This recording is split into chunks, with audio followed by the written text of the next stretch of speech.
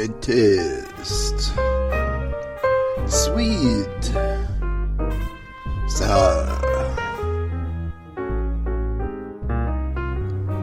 So good to taste. Welcome to Great Taste. I'm Steve Boss. Thank you for joining us. I am absolutely honored to have as our guest today Dr. Robert H. Lustig, MD, MSL, the author of the new book, Metabolical, The Lure and the Lies of Processed Food, Nutrition, and Modern Medicine. Dr. Lustig practiced medicine for 40 years. He is Emeritus Professor of Pediatrics in the Division of Endocrinology at the University of California, San Francisco, where he specialized in neuroendocrinology and childhood obesity.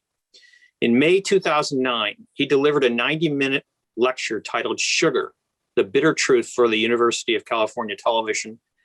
It became popular on YouTube, and as of this month, April 2021, it has been viewed over 13 million times. The Financial Times called it Sugar's tobacco moment. Dr. Lustig, prior to beginning our discussion, I would just like to lay the groundwork. First, your book is extraordinary. I read it cover to cover. Very kind We of you. can possibly explore all the important points you made or critical information you included during our time together. So let me just say, it's an in-your-face, much-needed reality check for anyone who lives on this planet. We'll try to tackle a few of the more important points you made in the book, including drugs can't and don't treat chronic disease. They only treat symptoms. The still perpetrated maxim that a calorie is a calorie. It's not what's in the food, it's what's been done to the food, which is your mantra. Protect the liver, feed the gut, which is another one of your mantras. And that real food is safe, simple, cheap, and green. And also try to cover the 3 immoral hazards. Quoting from the book's epilogue, here's what you wrote. In some ways, devising and planning this book was easy.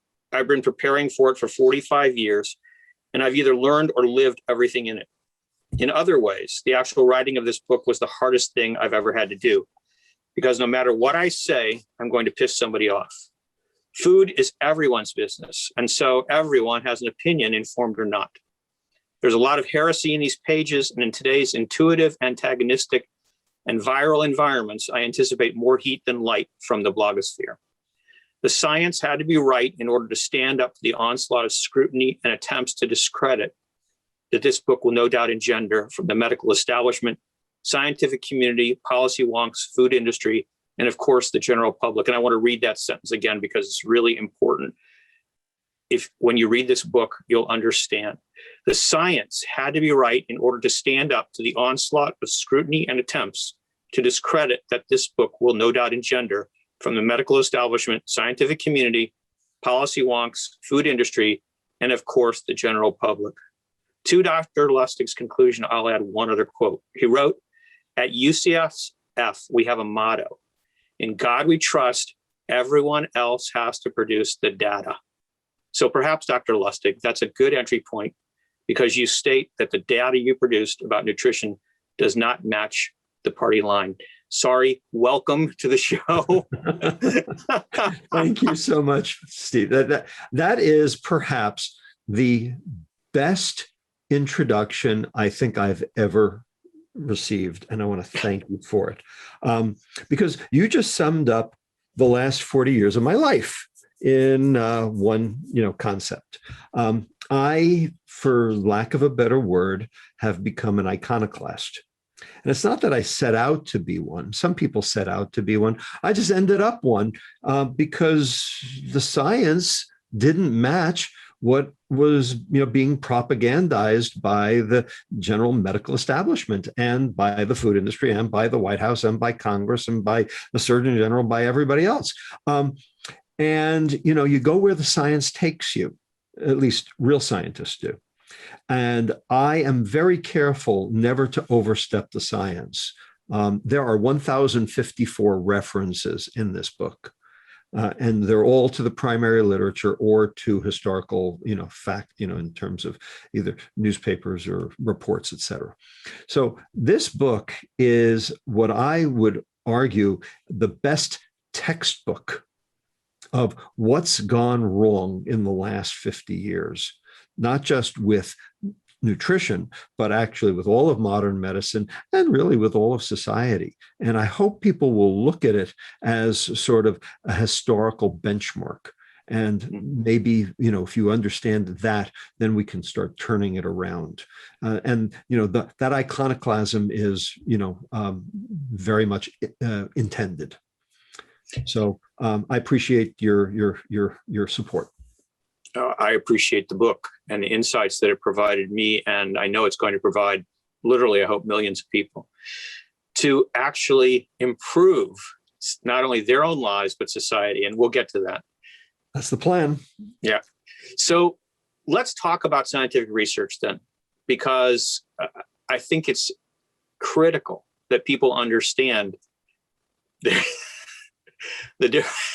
you know where I'm going. I do. Who's doing the research? Right. So what I've learned is that when you look at a journal article, the first thing you don't look at, but the first thing you should look at is the funding source. People look at the question, they look at the results, they look at the conclusion, they look at the authors, but really what they should be looking at is the funding source. And the question is whether or not the funder had a vested interest in the outcome of the study. Because it has now been shown that, especially for nutrition, if the food industry paid for the study, then the results are 7.36 times more likely to favor that food industry. That is not even remotely by chance. That is highly statistically significant. And you could make the argument, well, of course, that's why they're funding it. But the fact of the matter is, they're deep sixing the stuff that doesn't match what their industry supports. So you have to look at all of this with a very jaded eye, and I do, and that's part of the issue. An example, a meta-analysis that had been done by one of my, shall we say, I can't call him a colleague, I guess nemesis would be better, argued that there's inconclusive data that sugared beverages cause obesity and diabetes.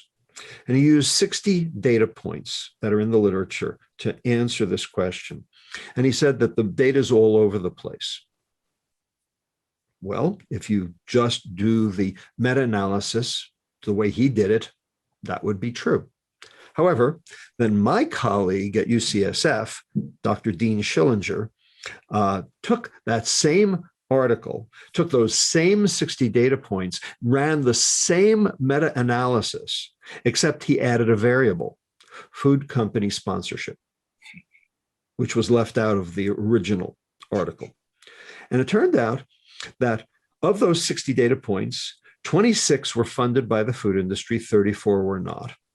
And of the 26 that were funded by the food industry, all 26 said no effect of sugar on obesity and diabetes. And of the 34 that were independently funded, 33 of the 34 said, yes, very clear association between sugar consumption and obesity and diabetes. So what that means is that the food industry has polluted the data. And they've polluted it on purpose so that then they can run a meta-analysis and say, see, it's inconclusive. So not only are the data suspect, but the motives are very clear and apparent. Mm-hmm. And I think that many of us have lived through this type of, well, more than one type, and you mentioned several of them in the book, of, we'll call it cover-up. And the one that stands out more than any is nicotine and the tobacco industry. And what we've seen is that over time, not only will the truth come out, unfortunately over time, but society can change. And I think that's definitely something that I want everyone to understand, because if you just read your book and don't realize that change is possible, it can be pretty daunting. That's exactly right. And I totally agree with you. Change does happen. And I specifically state in the book, let's look at the last 30 years. There have been count them, 4 cultural tectonic shifts in the United States in the last 30 years. And here they are. Number 1, bicycle helmets and seatbelts. Number 2, drunk driving. Number 3, smoking in public places. Number 4, condoms in bathrooms. Okay. Now, 30 years ago, if a legislator had stood up in a state house or in Congress or a parliament or anywhere and had suggested legislation against any one of these 4, they had gotten laughed right out of town. Nanny state, liberty interest, get out of my kitchen, get out of my bathroom, get out of my friggin' car. Okay, that's the way it would have been. Today, they're all facts of life. We live with all of them. No one's complaining about any of those. And if you pull out of your driveway and your seatbelt is not buckled, your kids will scream at you. So what happened? How'd that happen? And why did it take 30 years? The reason, number 1, we taught the children. The children grew up and voted. And the naysayers are dead. That's why it's a generational shift. That's why it takes 30 years. It doesn't just happen overnight. None of these things just you snap your finger and all of a sudden it all changes. Okay. That's not the way society works. That's not the way, society progresses. It progresses slowly. The point is it progresses, but it only progresses if you take the first step. That old, saying, the longest journey still starts with a single step. You got to start somewhere. And I would argue that with food, we're about 7 to 8 years into this 30-year journey. Okay, we're certainly not at the beginning. Okay, so we're way past the beginning, but we are not even remotely close to the end. This is going to take a long time. The problem is that for all of the others, those other 4 things I just mentioned, there was no time clock. But now there is. And the reason is because food is one of the things that's poisoning the climate. And we've been told, if we believe it, and I believe it, that we only have like 10 years left to be able to turn the climate thing around before irreversible damage is done to the entire planet. We're already seeing the signs of it, and islands are going to disappear because of the increase in sea level. So we are right in the middle of it, and we have to do something about it. And food is part of that. It's not the only thing. Obviously, transportation, the whole green energy thing is part of that. But food is definitely a part of this issue. And the question is, what are we going to do? And that's what this book addresses. And ultimately, what I'm arguing in the book is that processed food is the reason that food contributes to climate problems. And if we ate real food instead of processed food, these problems would actually not only stop, but they would get better. And by the way, I thought there were some very interesting solutions that you suggested. I hope we'll even be able to get to that part of this discussion. But I think before we get there, we better go back to the whole idea of what is the landscape that people are facing, not only on their plates, but also when they're dealing with their own personal health. Right. So ultimately, people always say food is health. They don't understand what they mean. They don't even get it. Good food is health. Bad food is poison. And people say, well, wait, it's food. But actually, processed food is not food. And that's the point I'm trying to make in the book. Just because they call it processed food doesn't actually make it food. They say, well, but it's got nutrients. Well, yeah, but nutrients can kill you too, depending on what they are and when they're administered and how much. ultimately, the point I try to make in the book, and I hope I make it, effectively, is that it's not what's in the food, it's what's been done to the food that matters. All food is inherently good. It's what we do to the food that's not. And there are two particular things that have been done to the food that make them poison, that make ultra-processed food poison. And they are related to this protect the liver, feed the gut mantra. And I show scientifically in the book why those are the two things that matter. Michael Pollan said, eat food, not too much, mostly plants. That's 7 words, 3 clauses, and they're all wrong. This is 6 words, 2 clauses, and they're both right scientifically. Protect the liver, feed the gut. So what are we protecting the liver from? We're protecting it from the onslaught of many things, but mostly sugar, mono and disaccharides primarily, because that's what's been added to processed food for palatability, also for addiction. Problem is our livers can't process, can't handle, can't metabolize all of that excess refined carbohydrate and sugar. And so what happens is the liver has no choice but to take the excess and turn it into liver fat. And it is that liver fat that drives the chronic metabolic diseases we see today. Type 2 diabetes, hypertension, lipid problems, cardiovascular disease, cancer, dementia, fatty liver disease, polycystic ovarian disease. And that is 75% of all healthcare costs today. That group, they are all chronic metabolic diseases because your liver can't process the energy effectively. And I explain why in the book. To explain it now would be too difficult without diagrams and what have you. So protect the liver. And the second clause is feed the gut. So what are you feeding the gut? So first of all, people now have heard of the intestinal microbiome. This is a relatively new concept, but it's out there. People are now talking about gut health. They're talking about probiotics, et cetera, et cetera. Okay.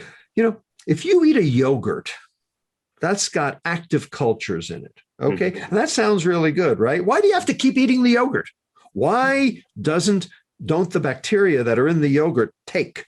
Why don't they, why you should only have to eat something once, and then those bacteria should flourish in your intestine, and you should be able to solve all of your metabolic health problems just like that. Why does it work? And the reason is because that's why the bacteria died off in the first place, is because the environment that those bacteria find themselves in is so inhospitable that they don't have the capability of growing. And that's because of what we eat.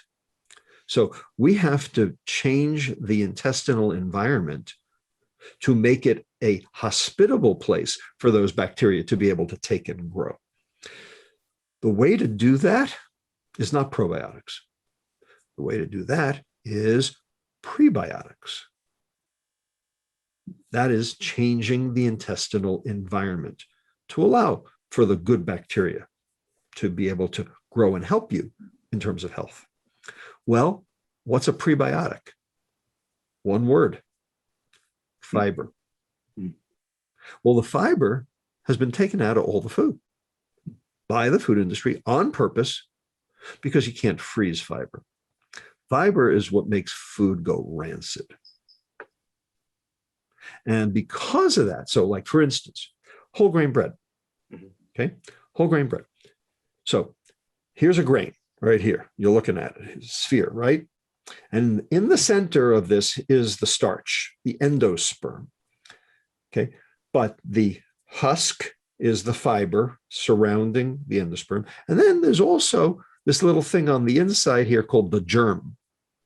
And that's where all the good stuff is. That's the goodie bag in that kernel. It's got the polyphenols, the flavonoids, the vitamins, the biotin, all, virtually everything that you need to be healthy is in that germ, the wheat germ, if you will. Well, when you process that grain and you crush it, you pulverize it, now that germ is exposed to the elements. It wasn't before, but it is now. And all of those active compounds that I just mentioned, all the healthy stuff, they react with oxygen and they go rancid. And the bacteria eat them. and they go rancid. They become lipoperoxidated. They go rancid, and they taste like crap. Well, food industry knows that. Okay, so what do? They take a whole grain, they pulverize it. Okay, they take the germ out, and because they take the germ out, all of a sudden it's not whole grain anymore. In addition, the husk, the kernel, was actually protective because the starch on the inside, okay, you want that to be absorbed slowly, because the slower it gets absorbed, the lower the glucose excursion in your blood, therefore the lower the insulin response. Therefore, the less effect the insulin is going to have on the chronic metabolic diseases of your body, because insulin drives these diseases. And also, the lower the glycemic excursion, okay, the less likely you are to have to put out more insulin and no type 2 diabetes.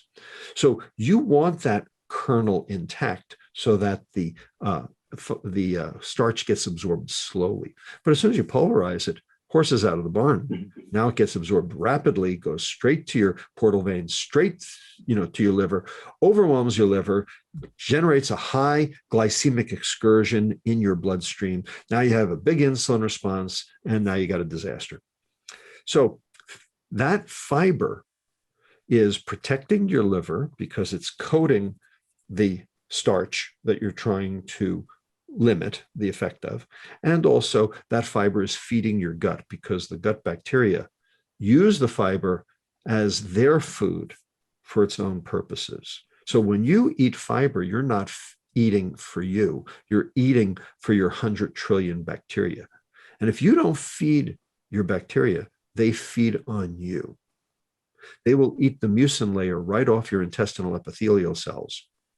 And when that happens and you lose that barrier, now the bacteria are right opposed to your intestinal epithelial cells. And that is what drives irritable bowel syndrome, inflammatory bowel disease, leaky gut, this concept that things that are supposed to stay inside your intestinal lumen get out into the bloodstream. That generates inflammation, insulin resistance, and chronic metabolic disease too. So keeping your intestinal barrier fortified and safe is essential. And the way to do that is by feeding the bacteria what they need, which is the fiber. But we take the fiber out of the food.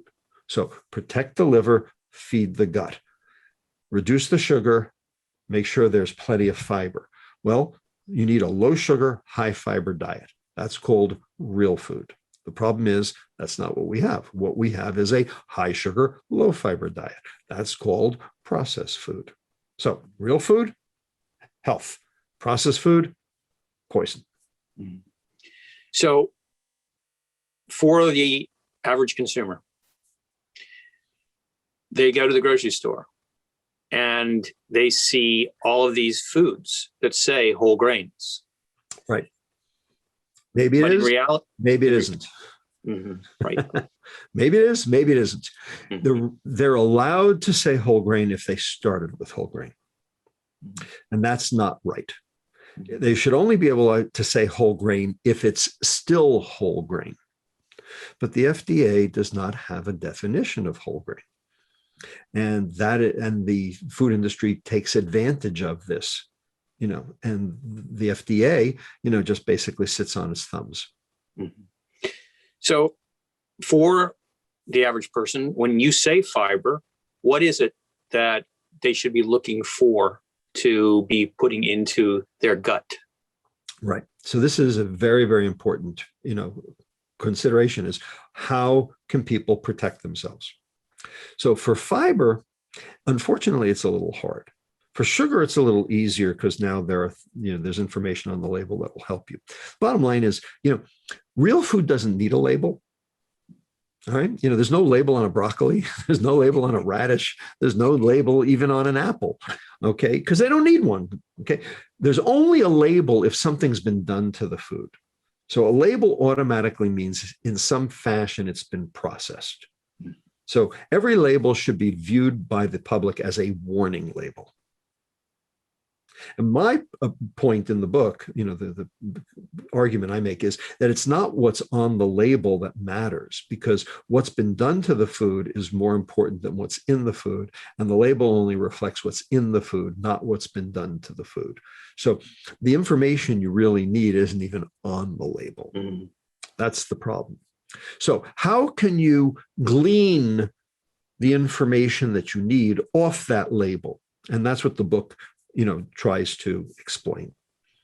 So for fiber, it's a little math, sadly.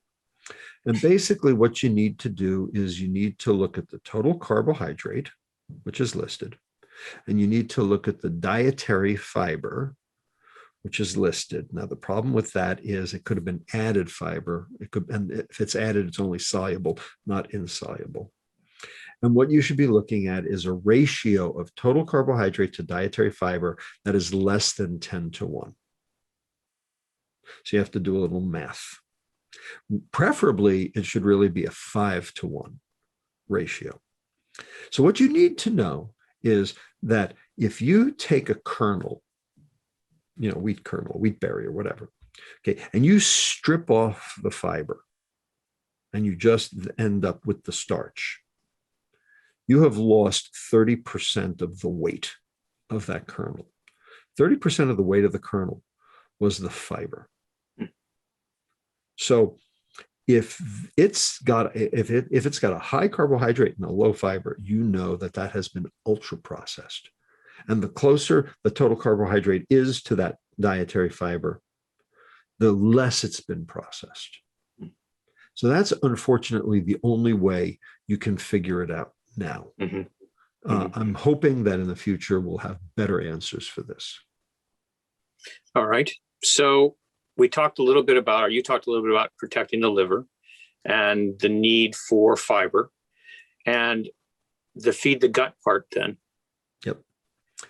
So the intestine, okay, has all these bacteria in it, and some of them are good and some of them are bad. Now, unfortunately, the bad bacteria seem to grow no matter what. The good bacteria seem to need help to grow. Maybe that's why they're good, but they need support. And, the good bacteria tend to be lactobacilli and bifidobacteria and Bacteroides. The bad guys tend to be Akkermansia and there's a whole host of, bad guys. Oh, and the Clostridia, they're really bad.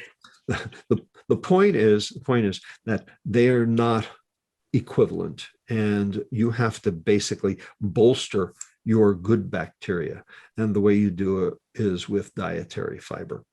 And people don't know that. And people don't understand that. We know that these other bacteria are causing problems. In addition, we know that the good bacteria are being killed off in our intestine by antibiotics.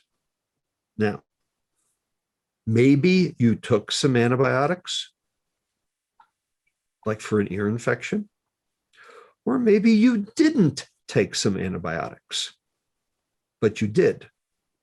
You just didn't know it, because the antibiotics have been given to the animals. They've been given to the cows. They've been given to the chickens. And the reason is because those cows and chickens are sick, because they're being raised on a CAFO, a concentrated animal feeding operation. They are being fed corn, which is relatively low in all of those micronutrients, the flavonoids, the polyphenols, et cetera. So they are malnourished, but they are overnourished because they get plenty of energy from the corn. But they don't actually have good enough immune systems to be able to fight off all the diseases, especially when they're pent up all close to each other. People who live in tenement houses are much more likely to get typhus and tuberculosis and all sorts of infectious diseases, which is why we don't have tenement houses anymore. We learned that in the early 1900s. But, basically, you should look at a CAFO as a tenement house for an animal.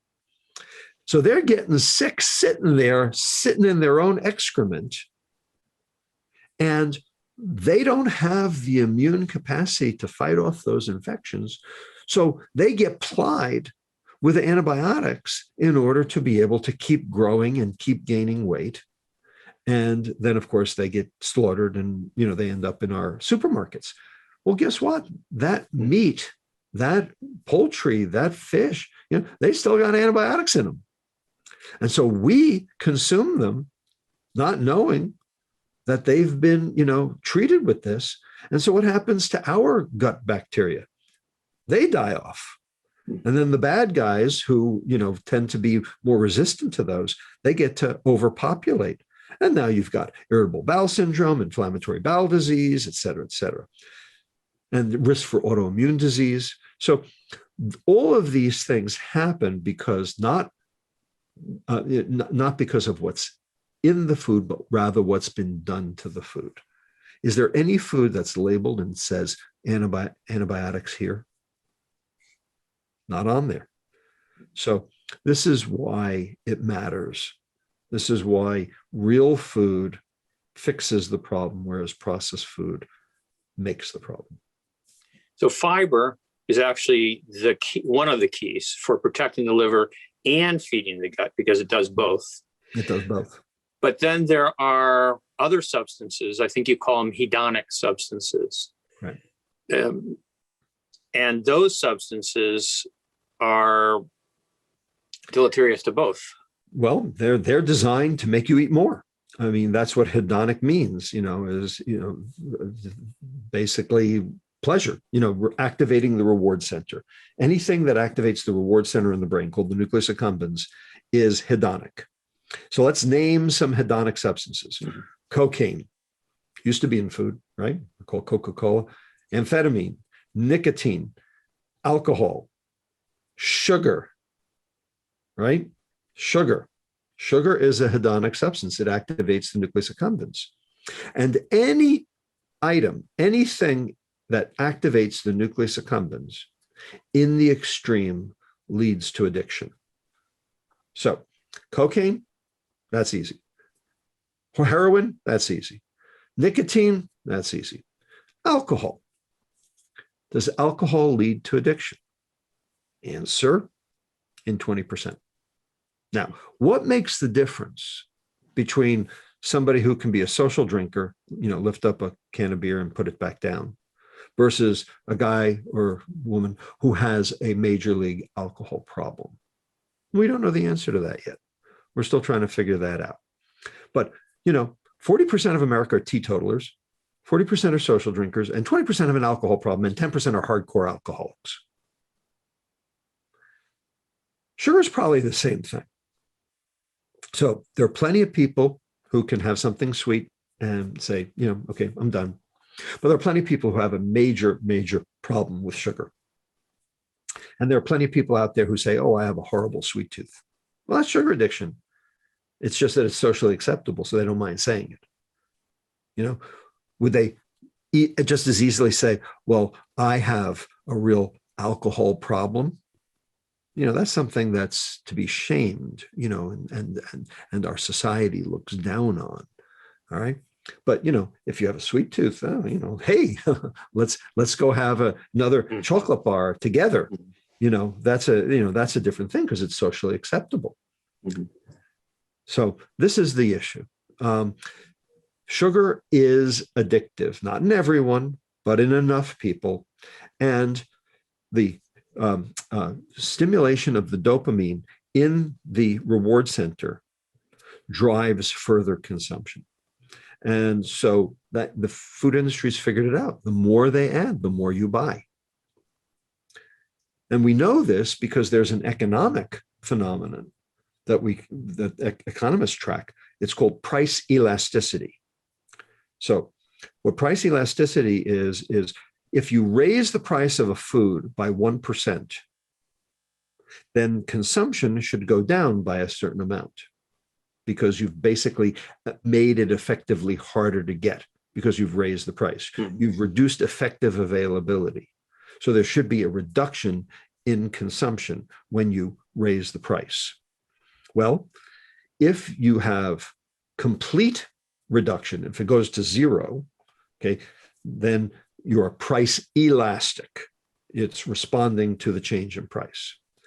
If it doesn't change consumption, then it's price inelastic. It's not responding to the change in price, which means it's hedonic because it doesn't matter what it costs, you still need it. And what are the three most price inelastic foodstuffs? What are the most price what are the most hedonic foodstuffs? Fast food, soft drinks, juice, all the high sugar ones. The lowest food for price elasticity, for price inelasticity, is eggs. So when the price of eggs go up, people stop eating eggs. So there's nothing in an egg that's hedonic. Plenty of stuff that's good for you, but nothing that's hedonic. So all the stuff that we eat is because the food industry gamed it to be so. And it's killing us. This is Great Taste. I'm your host, Steve Boss. We are talking with Dr. Robert Lustig, the author of the new book, The Lure and the Lies of Processed Food, Nutrition, and Modern Medicine. So can you give us a little bit of insight, though, as to, are there any differences between processed food with added sugar and the consumption of, say, for example, an apple that certainly has a lot of sugar, a date that has a lot of sugar, that type of... Sure. So apples are good. Apple juice is not. But they're the same, aren't they? No, they're not. Why are they not? So my colleague and cookbook co-author, Cindy Gershon, who was an educator in the Mount Diablo Unified School District here in the Bay Area, she runs her nutrition class every year, and she always starts the class with the exact same experiment every single year. She takes two kids from the class, neither of whom have had breakfast, because this is a low socioeconomic status, school, Title I school. And she hands each kid 6 oranges. And she says to the first kid, "Okay, kid, here's 6 oranges. Make juice." Kid squeezes the 6 oranges, 12.5-ounce glass, downs the whole thing, says, "Okay, so what's for breakfast?" Second kid, she says, "Here, kid, here's 6 oranges. Eat the 6 oranges." Kid eats orange number 1, orange number 2, orange number 3, gets to orange number 4 and throws up.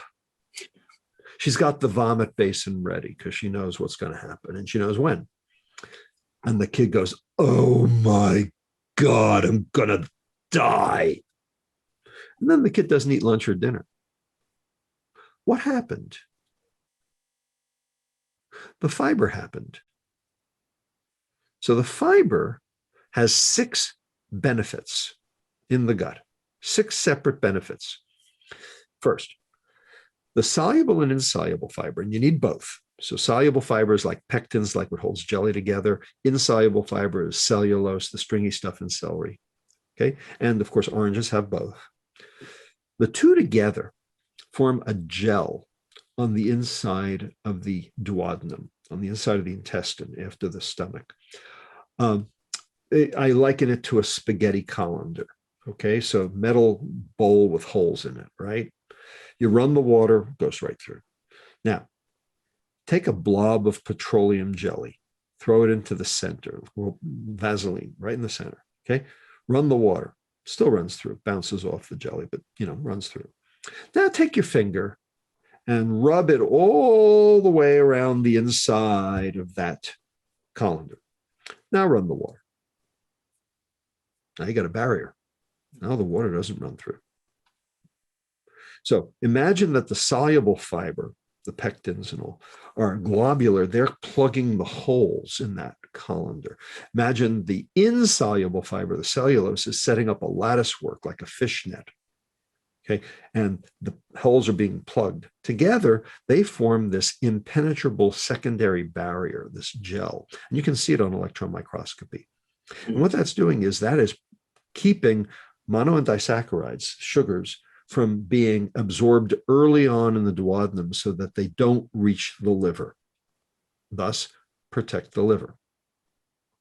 So you're protecting the liver. That's number one. Number two, if you're protecting the liver, that means you're also not getting all that glucose and fructose into the portal system, which means that you're not getting the biggest glycemic excursion. So you're keeping your insulin response down. And keeping your insulin response down means, number one, the insulin's not driving chronic disease, and also the insulin is not driving cells to proliferate, so you're not getting risk for heart disease or cancer. All good. All right, so that's a second benefit. Third benefit, the food goes through the intestine faster because the fiber basically greases the skids, as it were. And so you end up moving things down to the ileum, the last part of the intestine, and that's where the satiety signal is. So the peptide YY signal, which goes to your brain and says, I'm done, I'm finished, I'm satiated, I am completely done. And so by getting that signal sooner, you won't eat the second portion, kind of like, Cindy's experiment, right? Number four, okay, those bacteria get fed with the extra mono and disaccharides that you didn't absorb. So they go further down the intestine and feed those bacteria. So you're feeding the gut. Okay. Number five, the soluble fiber gets turned by the colonic bacteria into short chain fatty acids, butyrate and propionate, which are immune suppressive, which is good, like preventing the cytokine response of COVID, and also insulin suppressive. And so they keep your insulin response down, which is good. And number six, the fiber, especially the insoluble fiber, acts like little scrubbies on the inside of your colon to try to dislodge potential cancer cells. So people who eat high fiber have a much lower risk of cancer. So there are six, count them, six separate ways that your soluble plus insoluble fiber that you find in real food will help you with chronic metabolic disease. The problem is our food doesn't have any fiber in it because it's been removed by the industry because you can't freeze it. Mm-hmm. So what if I don't drink juice, but I make a smoothie by taking the whole apple or the whole orange or the whole date and I pulverize it? Right. Am I getting what I need or not? So the insoluble fiber, that cellulose, that stringy stuff, if you will, okay, all gets sheared to smithereens by the blades. So it can't set up that gel. That fish net is basically so chopped up that it can't hold any fish. All right. And so it can't set up and make that gel that coats the inside of the intestine. So you're still going to flood your liver. You're still going to get that glycemic excursion. You're still going to get that insulin response. Now, will the soluble fiber, which is still intact, will it have benefits? Yes. You'll still move it through the intestine faster, so you'll still get the satiety signal sooner. That's good. You'll still get the short chain fatty acids out of it, but you won't get the scrubby effect, and you won't be able to feed the gut the same way because the monodisaccharides got absorbed early. So of the six things that I just mentioned that fiber is good for, you're going to have lost four of them. So is it better than not? Yeah. But is it good? No. So basically the way to think of it is you got an apple, you got an applesauce, and you got apple juice. Okay. The apple's good. The apple juice is bad. What's the apple sauce?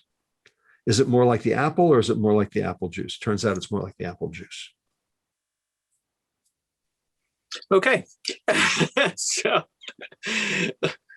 now, many people are listening, watching, and one of the things that's going through their mind, well, you have to get a certain number of calories every day. That's like, right. That's where I want to go now. So that mantra, or that maxim that people have, that a calorie is a calorie, which you're saying, have said for a long time, is not anything new. Right. That's absolutely false. It's completely false. And I'll give you several reasons why it's false. The American Dietetic Association wants it to be true. And it's been true for them since 1916, since Wilbur Atwater developed the Atwater Index, which the dietitians use. And Atwater is the one who said, yeah, if you take a fat and you burn it in a bomb calorimeter, it gives you 9 calories per gram. And if you take a protein and you burn it, it gives you 4 calories per gram. And if you take a carbohydrate and you burn it, it gives you 4 calories per gram. So we should be able to mix and match based on numbers of calories so that, fat's bad because it's the highest energy density, and carbohydrate and protein are better because they are lower energy density, because a calorie is a calorie. And they're fungible. Calories are fungible. Doesn't matter where the calorie comes from. That's the dietitian's screed. That's their mantra. And it is total, complete BS. It is absolutely false. All right. So how do I know it's false? Right?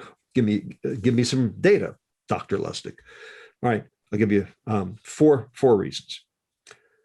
You like almonds? Yes. I love almonds. Almonds are great. Okay. You eat 160 calories in almonds, half a cup, 160 calories in almonds. How many of those calories do you absorb? 130. Okay. What happened to the other 30? You ate them. Where'd they go? So you ask people, they say, oh, they must have gone out in the stool. No, they didn't go out in the stool. Where'd they go? The microbiome ate them. The reason is because you didn't absorb them early, because the fiber in the almonds set up that gel, so you didn't get it early. And so the bacteria chewed it up. Remember, 30% of what you eat isn't for you. It's for your bacteria. Right. So just because it passed your lips doesn't mean you got it. Mm-hmm. So if the calorie came with fiber, that calorie wasn't for you. It was for your bacteria. It doesn't count. Right? So a calorie is not a calorie, because a calorie that comes with fiber is taken off the ledger. So that's 1. 2, protein. Now, proteins obviously get turned into amino acids, and amino acids then get built into other proteins like muscle in your body, and all good, Okay. But if a protein is burned for energy, which happens, it's unavoidable. Turns out you have to take the amino group off the amino acid, and then you get an organic acid. And then that organic acid can enter the Krebs cycle for burning. The process of taking that amino group off the amino acid costs energy. So preparing an amino acid for burning has an energy deficit associated with it that carbohydrate does not. So you get fewer calories out, even though the number you burned in the bomb calorimeter was the same, but you get fewer calories out. So a calorie is not a calorie because they're not fungible, because they're not the same. They ought to be the same, but they're not. So that's protein. Fat. So over here on this side, we have omega-3s. Heart healthy, save your life. Single best thing you can put in your body, bar none. Omega-3s. Over here, you got trans fats, the devil incarnate. Okay. Consumable poison. Okay. Single worst thing you can do for yourself. So bad that the FDA actually took it off the generally recognized as safe list. Finally. Only took them 25 years. All right. They're both 9 calories per gram. One will save your life, one will kill you. How come? Because a calorie is not a calorie. Depends on what that calorie is. Mm-hmm. And finally, number 4, fructose and glucose. So glucose is the energy of life. Every single cell on the planet burns glucose for energy. Glucose is so goddamn important that if you don't consume it, your body makes it. A process called gluconeogenesis. Fructose, on the other hand, the sweet molecule in sugar, is irrelevant. It's vestigial. There's no biochemical reaction in the body that requires it. It is completely unnecessary for life. Right? And we love it. It's addictive, but it actually poisons our mitochondria. And this was work that Ron Kahn's lab at Joslin demonstrated. It actually poisons the mitochondria's ability to oxidize fats. So They're both 4 calories per gram, but one you can burn and the other one stops you from burning. So a calorie is not a calorie because it matters what it is. So the quality of the food matters more than the quantity of the food. So my job is to kill the calorie. The calorie must get the silver stake through the heart. And that is why I wrote this book. And the problem is any dietitian who believes in calories is part of the problem and not part of the solution. Mm-hmm. And it's very easy to tell the dietitians apart. And in the book, I tell you how. It's very simple. You ask them one question. Do you need sugar to live? And if they say yes, they need to have their licenses revoked. So in the book, you give people 4 basic pieces of information to try to navigate this minefield if they have an issue, or even if they don't, but they have to go to a health professional. Well, they can gather some data themselves mm-hmm. on their own without the health professional, but they do need some information in their labs in order to be able to diagnose themselves. Mm-hmm. And chapter 9 basically tells people what they can do to figure out whether they're sick and what to do about it. Mm-hmm. So there is some self-help involved in this. Yes. And there's also, though, some really important points, I think. Don't take busy for an answer. Don't take normal for an answer. Don't take paternalism for an answer. Get the numbers. Right. So everyone always tells me, yeah, my doctor told me my labs were normal. Garbage. I don't know what normal means. Normal means nothing. Okay. If you take normal, basically you've allowed your doctor to be paternalistic to you. And that is not helpful. Now, I understand that you may not know how to read those numbers. And that's why your doctor shorthanded, this concept of normal for you. But that's what the book is for, is basically to tell you what those numbers really do mean and how you can interpret them, because it's likely your doctor is not. Perfect example of this is a particular lab test, which everyone gets on their chem panel. It's called ALT, alanine aminotransferase. This is a liver function test, and it tells you whether you've got fatty liver or not. It's very sensitive. It's not specific. There are other things that make your ALT go up as well. But if you've got fatty liver, your ALT goes up. That's what you need to know. So you need to know your ALT. Here's the problem. On the lab slip, the first column says, the lab ALT. The second column, gives the result.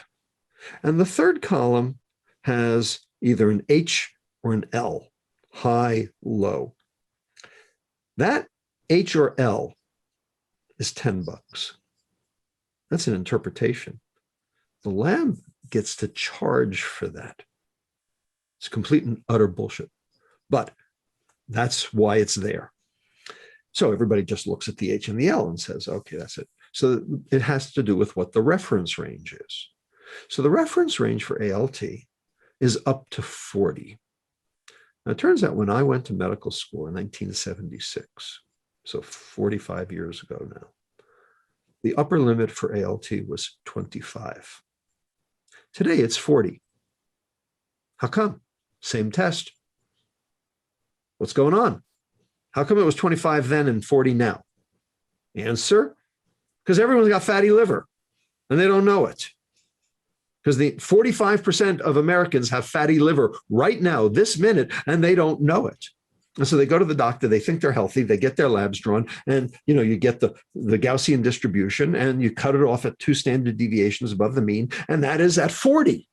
Because everyone's got fatty liver. The whole curve has been shifted to the right over the last 50 years. But, if your doctor doesn't know that, 25 is still the upper limit of normal.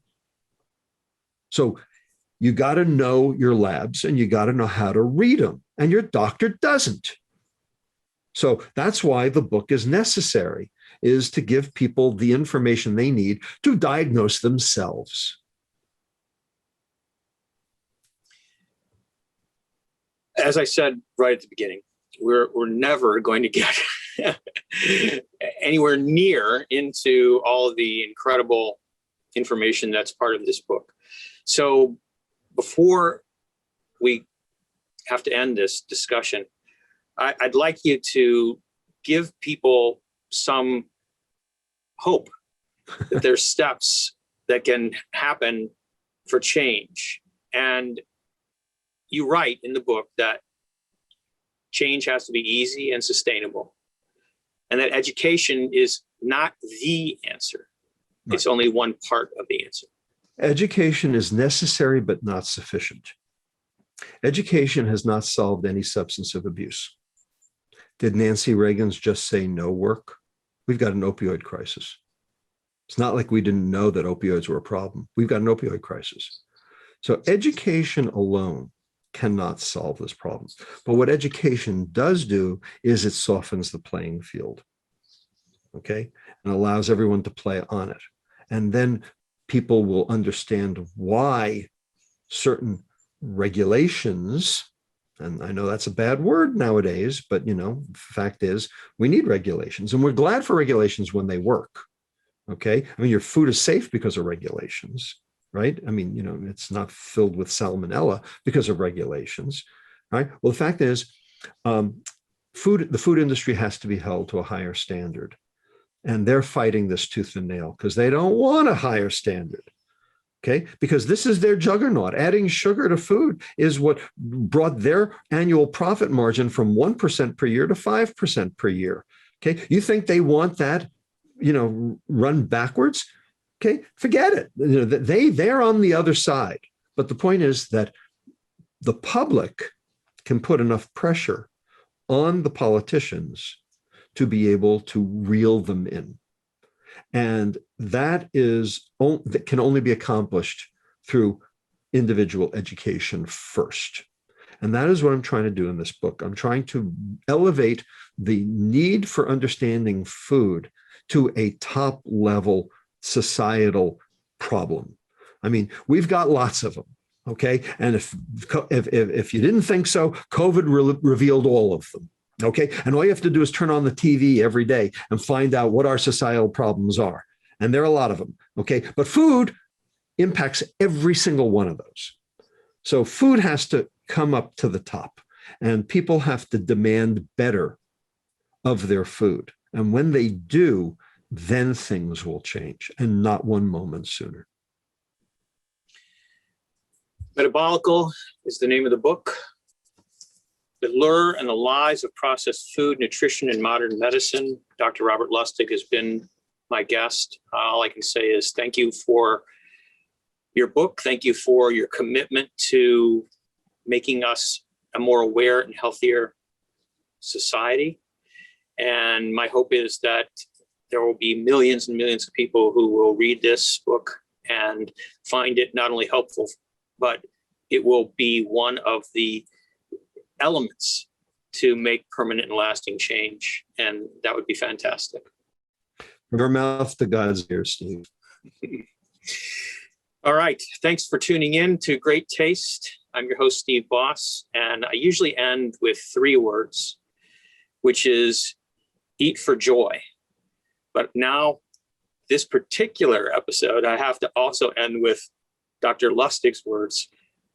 Now, not only eat for joy in terms of great taste, but protect the liver and feed the gut. Thanks so much. Great taste. Sweet. Sour. So good to taste.